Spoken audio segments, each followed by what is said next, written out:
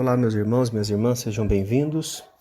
Hoje nós continuamos as nossas reflexões sobre o Reino dos Céus e quero convidar você a abrir a sua Bíblia em Mateus, capítulo 13, verso 44.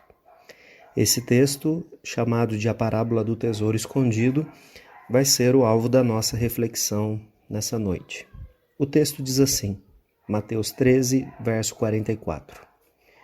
O reino dos céus é semelhante a um tesouro oculto no campo, o qual certo homem, tendo achado, escondeu, e transbordante de alegria, vai, vende tudo o que tem e compra aquele campo. Amém. Irmãos, Jesus está contando parábolas que estão relacionadas ao cotidiano das pessoas. Essa é uma parábola que parece fugir um pouco do cotidiano, afinal de contas, a não ser que você seja muito sortudo, como a gente diz, você fez um buraco no quintal da sua casa para plantar um pezinho de alface e descobriu ali um tesouro. Mas para nós, isso com certeza é uma coisa inusitada. Mas na época de Jesus e na Palestina especificamente, isso não era tão inusitado assim.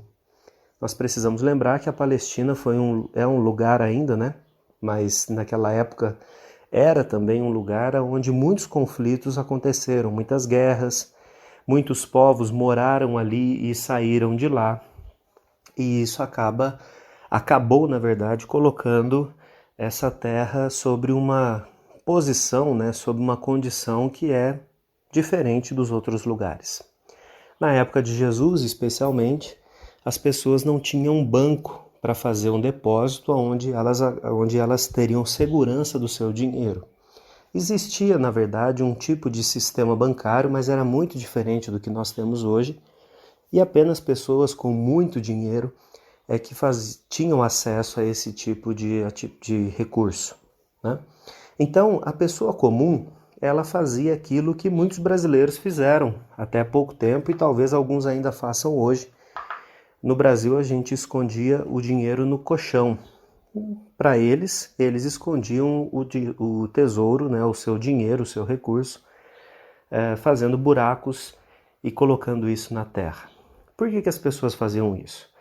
Na iminência de ter um ataque de algum grupo, de alguma outra nação, as pessoas elas poderiam rapidamente fugir com o que estivesse à mão e elas saberiam, se pudesse voltar para a terra, elas saberiam aonde encontrar o restante dos recursos. Era uma espécie de poupança, um pouco arriscada, é claro, porque se eles fossem expulsos da terra, os que tinham tomado posse não deixaria que eles viessem ali cavar o terreno e levar os tesouros embora, mas ainda assim era uma forma, uma esperança de poder manter esses recursos em mãos. Então isso era uma coisa que acontecia no cotidiano das pessoas que ouvem Jesus contando essa parábola, mas é claro que está fora da nossa realidade. Inclusive, nós temos na Bíblia sempre uma referência a uma cidade chamada, na verdade é uma região, Sidom, não era bem uma cidade, mas tinha uma cidade também. E recentemente, talvez aí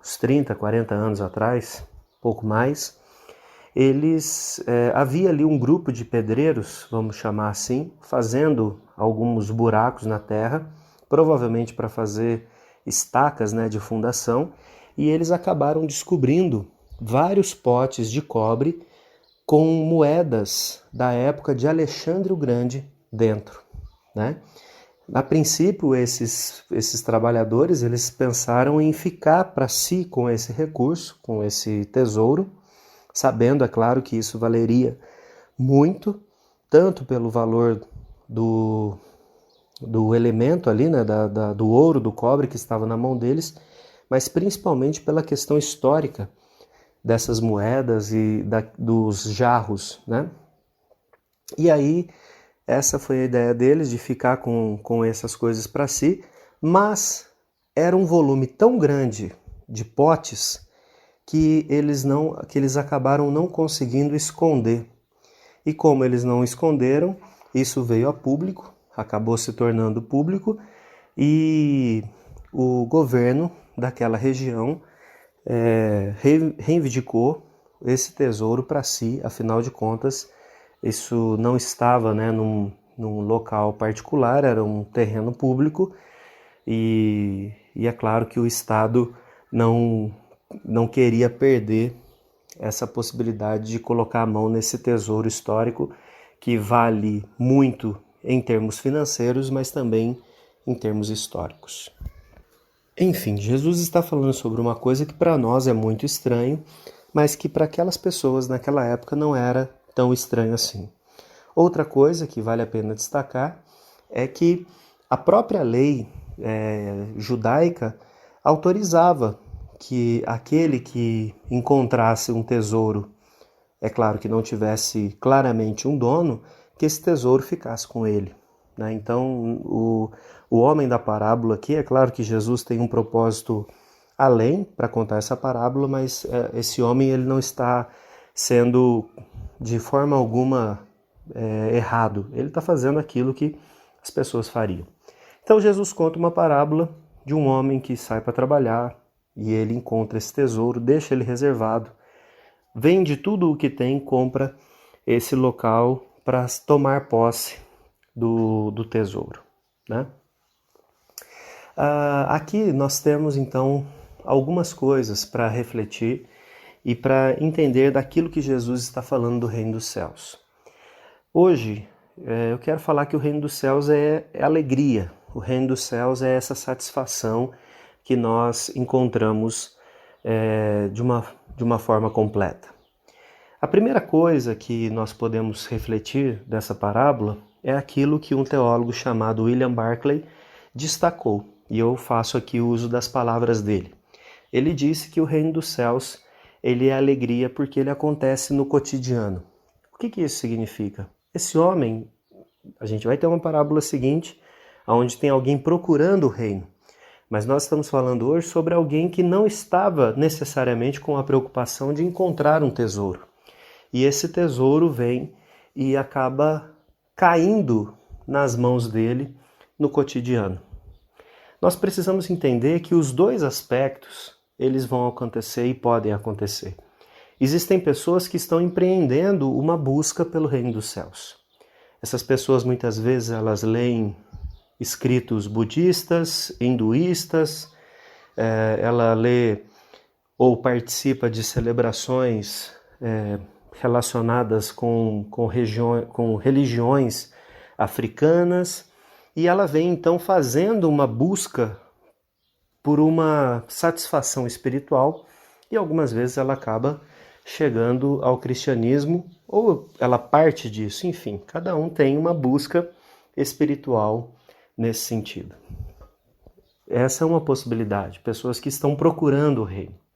Mas no caso do que Jesus está nos contando hoje, é a respeito de uma pessoa que ela necessariamente não achava que isso era importante, mas acaba que ela recebe de presente, né, esse encontro com o reino dos céus. Nós precisamos então considerar isso, irmãos. O reino dos céus, ele não acontece necessariamente no futuro. O reino dos céus, ele não é necessariamente um evento que está restrito à concretização de todas as coisas. Mas o reino dos céus, ele se manifesta através de coisas que nós já vivenciamos, já experimentamos aqui. Vou dar 2 exemplos a respeito disso. O primeiro deles é de um homem que ficou conhecido na história da igreja como Irmão Lourenço. E ele tem um livro chamado A Prática da Presença de Deus. Irmão Lourenço era um cozinheiro de um mosteiro. Você precisa considerar que isso também está muitos anos atrás de nós. Então essa também era uma prática que a igreja utilizava, né? O retiro em mosteiros. E esse homem, no seu livro, nas suas meditações, na verdade, ele escreve que muitas vezes, estando na capela, ele não percebia ou sentia a presença de Deus. Mas muitas e muitas vezes, enquanto descascava batatas, preparava cenouras, lavava pratos, servia as pessoas, ele tinha real convicção de que Deus estava com ele. Então, esse exemplo serve para que nós tenhamos uma noção de que Deus ele se manifesta em muitas ocasiões do nosso dia a dia. O reino dos céus, ele se manifesta, de certa forma, no nosso cotidiano. Um segundo exemplo que eu quero dar são as palavras de um teólogo também, filósofo, chamado Osmar Ludovico, quando ele diz o seguinte: a vida eterna já começou para aqueles que amam. Amar gratuitamente, sem cobrar, sem exigir, sem barganhar.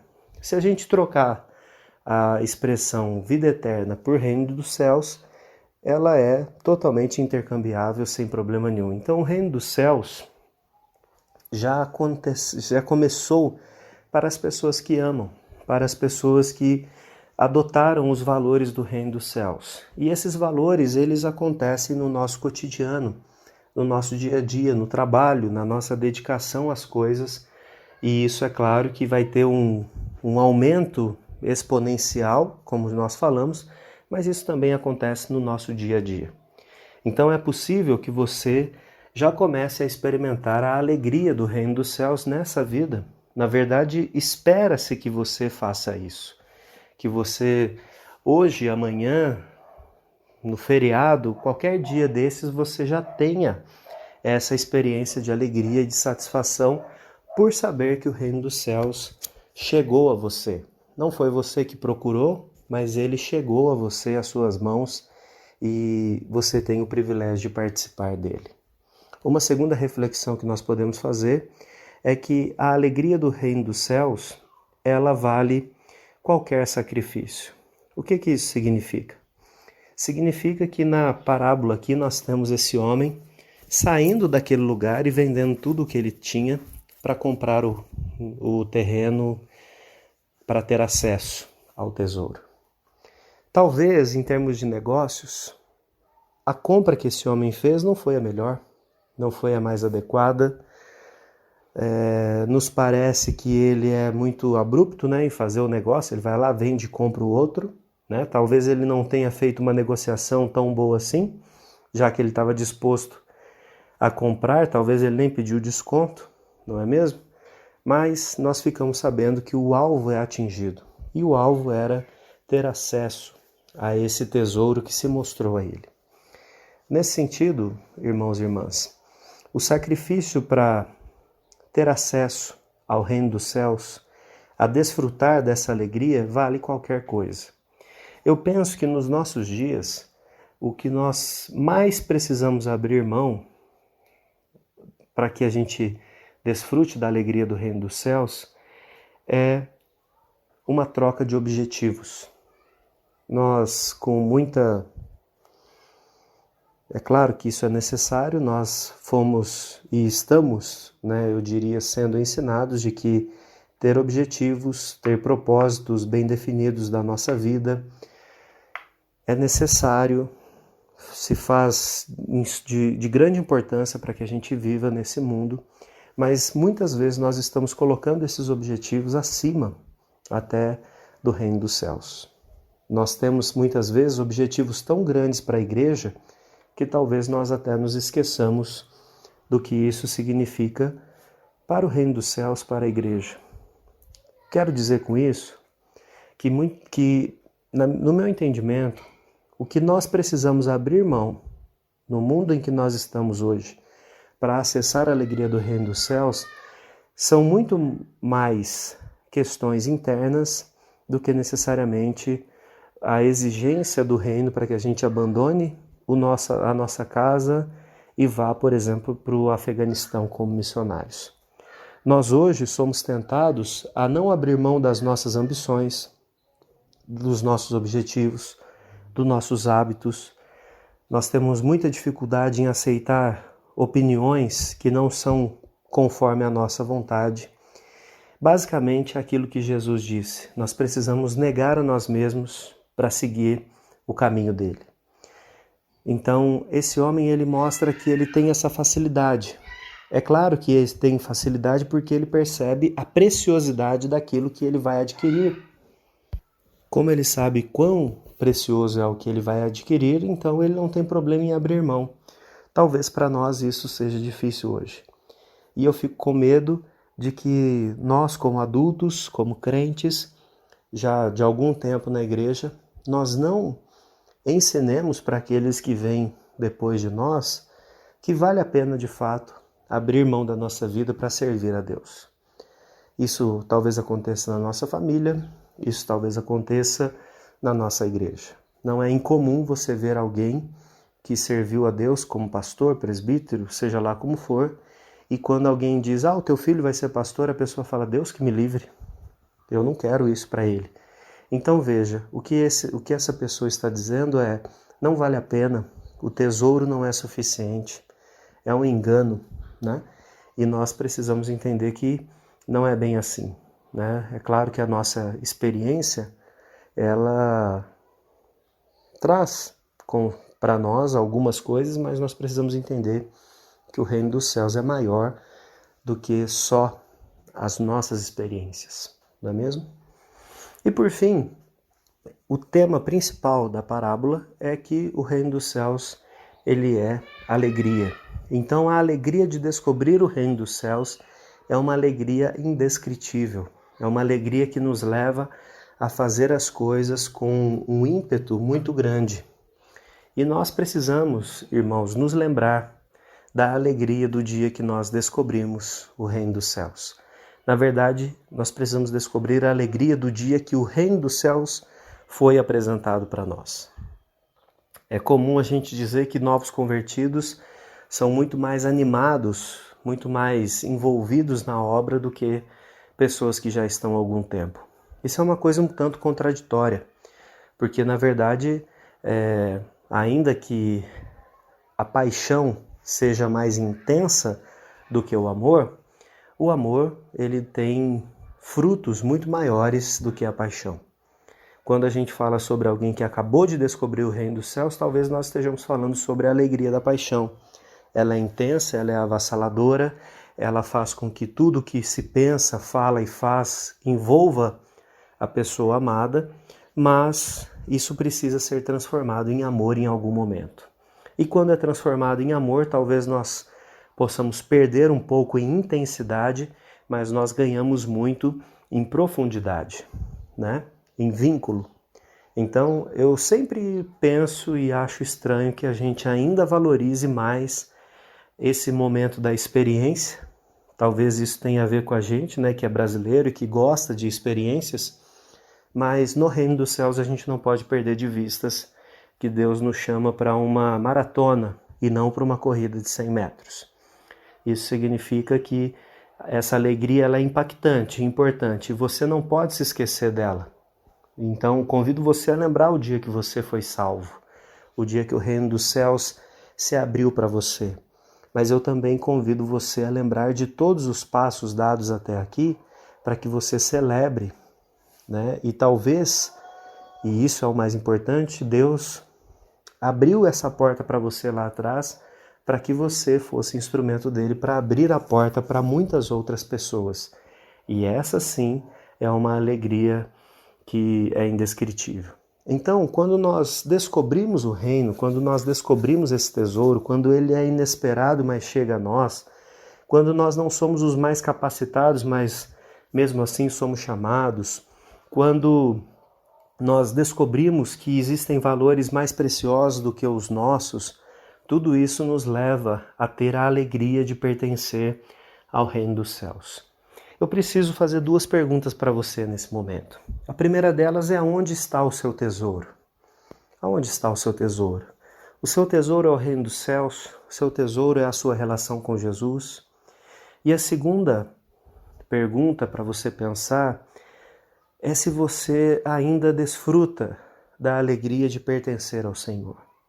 Essas duas perguntas são fundamentais para direcionar a nossa vida e para nós sabermos como serão os nossos próximos passos. Eu espero que você tenha a resposta adequada para as duas perguntas e que você ainda viva E talvez você ainda vai viver muito mais isso, a alegria de pertencer ao Senhor. Deus te abençoe.